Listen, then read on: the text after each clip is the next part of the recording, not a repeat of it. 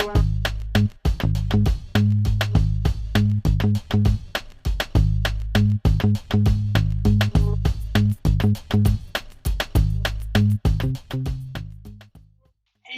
everybody, welcome back to the Managing with Mind and Heart podcast. Ethan Nash here with you today. Folks, I am going to do a quick episode here, and my goal is to deliver a practical, actionable skill that you can start using today as you lead and manage teams or families or whatever.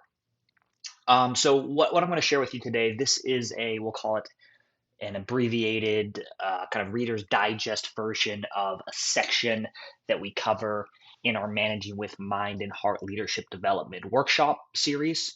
Now, this leadership workshop series is part of a more robust process that we bring into organizations. So organizations often hire us to come in-house to deliver these leadership workshops with the goal, with the intent of getting all their people leaders from frontline supervisors to the executive team singing off the same sheet of music in terms of best practice management skills and behaviors.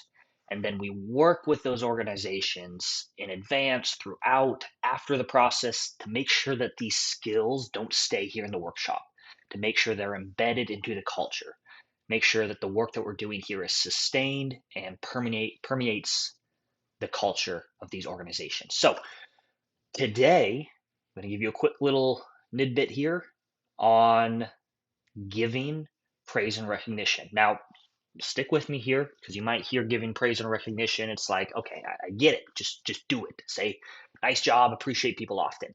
I agree with you. And what our experience and the literature and the research indicates is that for some reason, even managers that say they're giving a lot of praise and recognition are not quite scratching the itch of their employees. And the more we look at this, the more we recognize that giving praise and recognition is an actual skill. And we have to go beyond the just canned good job, good work, if we want the appreciation to stick. And we want it to do what I think we're hoping giving appreciation does for our employees. All right. First off, I just want to point out a couple pieces of research. So there's an HBR article a while back who points out that 82% of employees in a pretty large survey, they don't feel like their boss appreciates them enough for their contributions. And still, they survey managers, and they're all saying they're given a lot of appreciation. So what's the disconnect here? Additionally, a report, the 2024 report of the State of Recognition Report is what it's called, found that 90% of employed Americans say they're likely to put in extra effort when their work gets recognized. So even if you're not thinking about this as just straight, a straight good thing, nice thing to do to people, and you're only concerned about productivity, well, here's another reason to maybe get better at this skill. Now, I'll also just point out that when we are in management positions, we are in a position of power to some regards.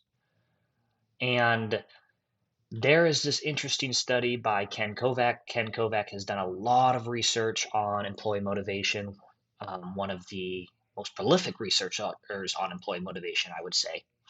But he basically found that there's a pretty significant gap between what employees want and what their employers think they want. So when they asked employees, hey, rate the top 5 things that are most important to you in the workplace. Number 1 was interesting work. Number 2 was appreciation for their efforts. Number 3 was a sense of being in on things, which is more about input on decisions. Number 4 was job security. Number 5 was good wages. Then they surveyed managers. Hey, managers, what do you think employees want? List their top 5. Number 1 was good wages. Number 2 was job security. Number 3, promotions and growth. Number 4, good working conditions. Number 5, interesting work. And where did appreciation show up on that list? Number 8. So folks, there is just a disconnect, I think, with how much people want and need appreciation. It hits a core social need. Our brains are scanning our environment for our sense of status. And when we're not feeling appreciated, especially by those that have some power and authority over us, we're not going to bring our best selves. Here's a little math for managers that we like to talk about in our workshops. As a manager, you have a power differential, and the power differential multiplies your impact by about 10-ish. We just kind of made up that number, but it multiplies it by a lot, which means as a manager, as a leader, you actually have an outsized impact on the people you supervise. So the bottom line here is the power differential plus giving good, genuine appreciation will equals employees feeling valued, which will equal engagement, productivity, performance, and just better well-being in their lives. Think about this from an employee's perspective.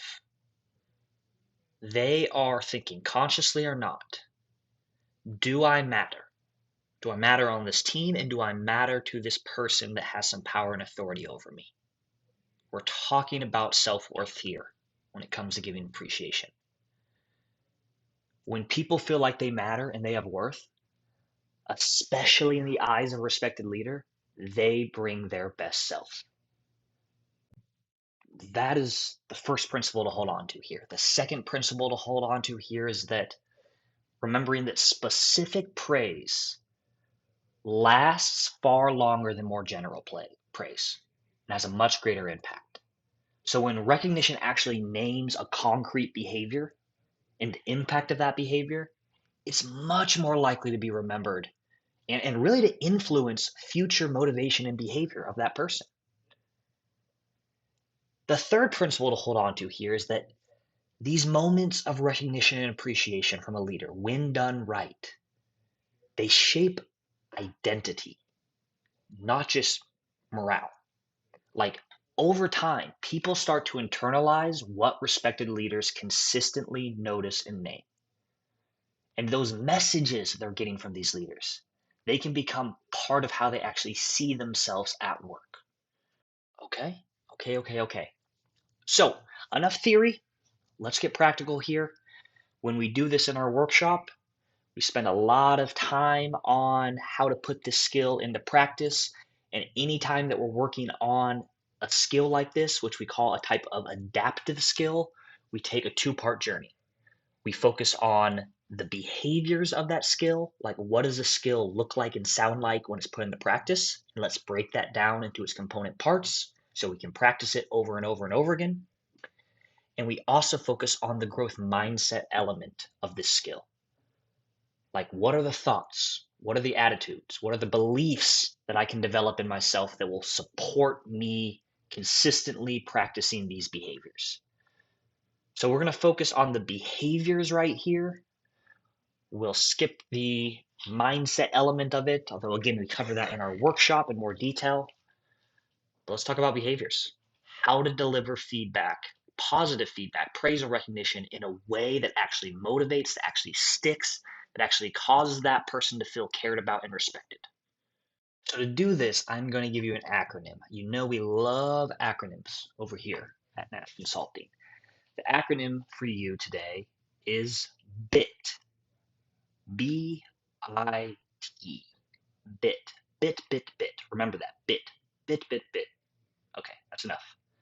Oh, actually, it's not. Think about it this way. This might help it stick. You got to give a little bit of recognition. Just a little bit of recognition goes a long ways. All right, I'm done. So, what does BIT stand for? It stands for behavior, impact, and trait, as in a character trait. So, when delivering feedback, think about starting with the behavior, commenting on what they did that you appreciate. And this is important. If you can't actually name the behavior when giving appreciation, the praise isn't going to feel it's not going to feel real. So name the behavior, what they did. For example, thank you for staying late to troubleshoot the system.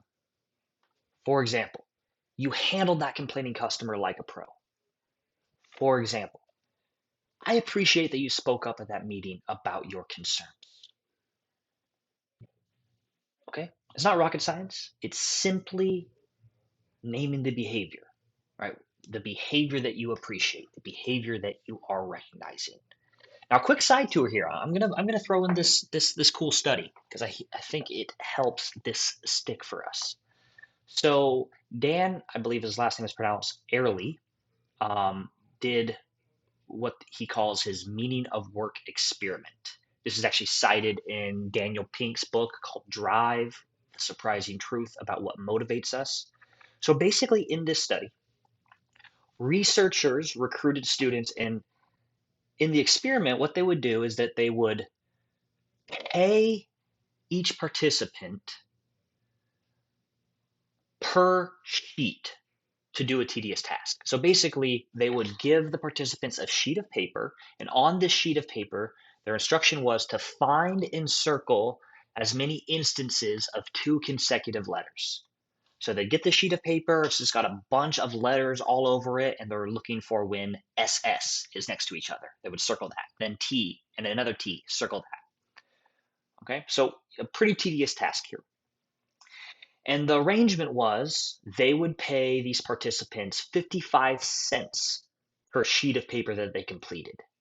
And then every subsequent piece of paper that they completed, the payment dropped by 5 cents. So the first sheet, they got 55 cents. The second sheet, they got 50 cents. The next sheet, they got 45 cents. And you can do math.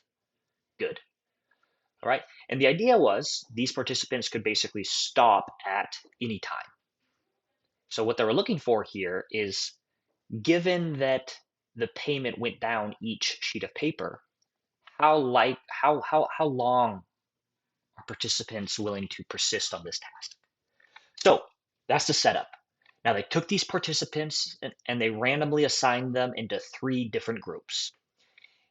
In one group, every time they finished a sheet of paper, they would bring it up to the researcher, and the researcher would look it over closely and smile and then say something like, "Hey, good work. Hey, thank you. Hey, this is super helpful. Great work." Okay, that's the first group. In the second group, they would bring it up to the researcher, and the researcher would basically just ignore it. Wouldn't even look at the piece of paper, but just set it aside and then give them their next sheet of paper. The third group, it was the same as the last group, only this time the experimenter would just take the piece of paper, not even look at it, and put it through a shredder right in front of their face. Now, here was the results. People worked much harder when their work was acknowledged, is the bottom line here. So, on average, participants completed about 9 sheets of paper in the acknowledged condition versus about 6 sheets of paper in the ignored group, where the researcher just sets it aside. Now, here's the kicker: the group that was assigned to the researcher that would shred their paper, they completed about the same amount of pieces of paper as the group that was in the ignored group. Now, I find this interesting because this, to me, it proves that if you really want to demotivate your employees, you actually don't even have to destroy their work right in front of them. You just need to what? You just need to ignore them. Now, what made the difference here in this experiment? It was a simple acknowledgement. That's all. The takeaway here is a signal that the work matters increases persistence. All right. Back to our acronym, back to BIT. So we covered the B, which is what? The behavior. What they did. Actually list the behavior that you're appreciative of. So I got an activity for you. I want you to make a list. And on this list, I want you to list every single one of your employees, maybe some family members, maybe even your manager. Let's think about managing up here. I want you to list their names in one column. In the next column, I want you to write down a behavior that you've seen them do recently that you're appreciative of. Just write that down. So now you have the B for each one of those people that you listed. And as you can imagine, my assignment for you, if you are so willing to accept this mission is to give these people this appreciation. As William Author Ward said, feeling gratitude and not expressing it is like wrapping a present and not giving it. So set an intention, which means commit to actually verbalizing these things you appreciate in the next X amount of days. But let's build on this. Let's make this appreciation actually sticky. So you've listed the B, which is the behavior. The next part is the I. We're going to add the I in, which is the impact that behavior had, meaning the difference that behavior made. So if the behavior, the B was, hey, thanks for staying late to troubleshoot the system, link it now to the positive impact, which might be, hey, that kept the team from missing a key deadline. I'll give you another example. The behavior is you handled that complaining customer like a pro. The impact might be, hey, they left smiling and we like happy customers. Another example would be, hey, I appreciate that you spoke up at the meeting about your concerns. That's the behavior. The impact might be, hey, did you notice how that eventually led us to a much better decision? So it's the behavior and it's the impact. And when you add that impact, right, the difference the behavior made, now the praise is much more likely to feel earned. It feels real. So go back to your list. You've listed the people you're going to give appreciation to. You've listed the behaviors you appreciate. Now list the I, the impact of that behavior, the difference it made.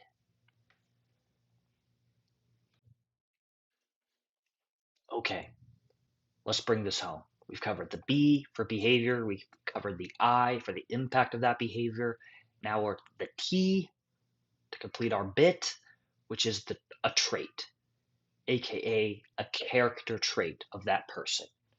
So a character trait is about who they are, not just about what they did and the impact it had, but how you see them, about who they are. These are really sticky, folks. People tend to remember when a person in authority truly sees them. And the best way to demonstrate you see a person is to reflect and comment on their character, their trait.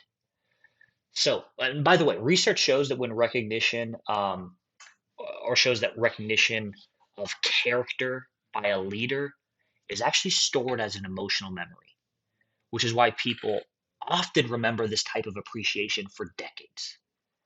Just something to note here. So, character trait, who they are. The main theme here is this is something I appreciate about you. We're not talking about this is something I appreciate about what you just did, but this is something I appreciate about you overall. For example, I'm really impressed with your consistently positive vibe at work. Or, look, your dependability is appreciated on many levels. Like, for example, I don't think I've ever seen you miss a deadline without giving me a heads up. Or it might be, I notice your kindness in so many ways, both towards our customers, but also internally with your colleagues. All right. T, trait, character trait. Again, it's not about something they accomplished. It's about who they are as a person. And that is sticky.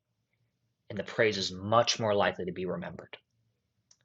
Okay, behavior, what they did, the impact of that behavior, right? The difference it made. And then T, the character trait demonstrated, what it says about them. So for example, hey, thanks for staying late to troubleshoot the system. That kept the team from missing a key deadline, which is the impact. The trait is that's just another example of your commitment to excellence. So in other words, the behavior says, I saw it. The impact says it mattered. And the character trait says, I see you. All right, for example, the behavior, you handled that complaining customer like a pro. Now link it to the positive impact. They left smiling and we like happy customers. Now identify a positive character trait. Hey, you have a real talent for turning challenging situations around. Another example. Hey, I appreciate that you spoke up at the meeting about your concern, the behavior. Did you notice how that eventually led us to a much better decision? That's the impact. I've always been impressed by your willingness to speak up courageously. Now I've identified that positive character trait. Once again, and I'm going to repeat myself because the idea of this sticks with you. Just a little bit of appreciation goes a long ways. Behavior, impact, trait, as in character trait. Behavior says I saw it, impact says it mattered, and trait says I see you. Now, go back to your list of those people. You've listed the people, you've listed the behavior you're going to give appreciation about, you've listed the impact. Now list a character trait. Okay? Add the way that the behaviors reflect something positive about that person. Bit. A little bit of appreciation goes a long, long ways. All right, folks, I'm going to leave it there. We dig into this more in our workshop series. We do a bunch of fun activities, practice, role play, group discussions. It's highly interactive, and we really help leaders actually look at giving appreciation, not as just a concept that we should do, but as a skill we can put into practice so it sticks and our employees start actually recognizing that our manager, our leaders, they care about me, they appreciate me. And folks, that's one of the best ways to create an environment based on trust and respect. I'll leave it there for today. Thank you.